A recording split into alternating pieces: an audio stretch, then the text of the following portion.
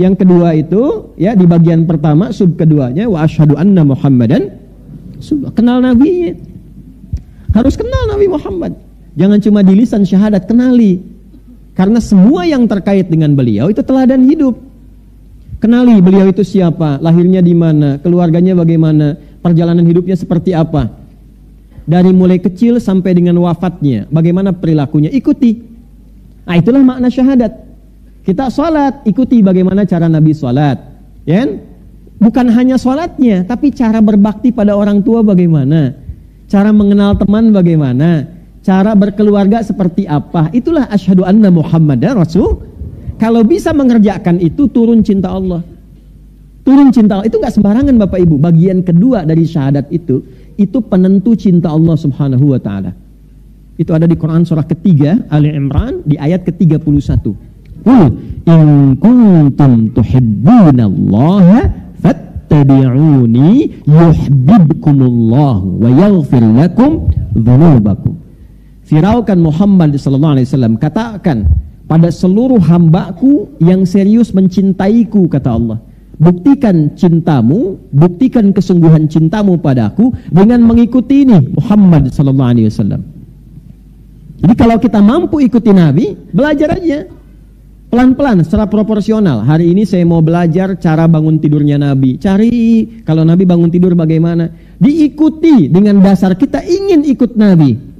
Maka saat kita melakukan itu, turun cinta Allah. Jika memang bacaan sudah baik, pastikan sudah benar, sudah pernah disetorkan kepada guru untuk disimak. Dari Al-Fatihah sampai An-Nas, itu bagus bacaannya secara tajwid. Bukan hanya madnya, wakaf ibtidanya, ya, tapi juga sampai kepada gharib muskilahnya. Hal-hal yang tidak umum untuk dibacakan. Ada yang biasanya alaihi, satu tempat dibaca alaihu. Kapan ana dibaca pendek, kapan ana dibaca panjang. Ya, kapan misalnya kita baca i, kapan dibaca e, seperti bismillahi majriha. Sudah dikuasai ini semua, maka yang seperti ini silahkan semangat membaca dengan target menghatamkan. Ya, saya pengen khatam misalnya 3 kali selama Ramadan. Silahkan bagi 3 periode. 10 hari pertama itu bisa digunakan untuk 1 kali khatam. Jadi 1 hari bisa 3 juz, hari kedua 6 juz, 10 hari selesai 30 juz. Saya ingin menghatamkan misalnya setiap pekan saya bisa hafal Al-Quran dalam konteks membaca khatam. Ya, boleh, silahkan. Bisa dibagi misalnya dari Sabtu ketemu Kamis 6 hari. Per harinya bisa 5 juz, 5 kali 6, 30. Jumat diisi untuk berdoa. Sehingga periode Ramadan setidaknya bisa khatam sebanyak 4 kali. Demikian seterusnya. Ya, jadi setiap apa yang kita bacakan dalam bacaan Al-Quran kita di bulan Ramadan memberikan sebuah nilai tersendiri ketika semua itu kita tujukan untuk mengikuti sunnah Nabi SAW. Cara paling gampang memahaminya adalah ketika muncul dorongan yang kurang bagus, cari cepat lawannya yang baik, yang ini. Karena ini diciptakan untuk memunculkan yang takwa. Jadi ketika Anda menemukan ada yang dusta, bukan mengajak Anda berdusta, tapi supaya Anda memunculkan kejujuran dalam diri Anda. Ketika ada seseorang misalnya datang dengan kesombongan, maka itu adalah pelajaran bagi kita supaya jangan ikut sombong. Yang dimunculkan sifat rendah hatinya. Dicari lawan terbaliknya. Itu poinnya. Prakteknya bagaimana? Contoh. Apa lawan cemberut? Hei, lawan cemberut apa? Senyum. Jadi kalau istri cemberut, harusnya antum senyum. Cemberut dititipkan kepada istri bukan membuat antum supaya marah atau mengintegrasi, tapi supaya antum senyum. Antum pulang ke rumah, lihat istri sedang cemberut. Oh, cemberut, lawannya apa? Senyum. Sayang, kok cemberut? Kayaknya kenal. Sling, ada hadiah iPhone 14 Pro Max misalkan. Contoh. Dalam hidup itu simpel sebetulnya. Cari lawannya. Sedih, lawannya apa? Senang. Ketika ada seseorang sedih, cari apa yang bisa membuat dia senang. Ya, ketika seseorang misalnya sedang gelisah, cari ketenangan. Ketika ada seorang berbuat sombong, antum datang dengan kerendahan supaya mengajarkan dia kembali kepada sifat rendah hati ya.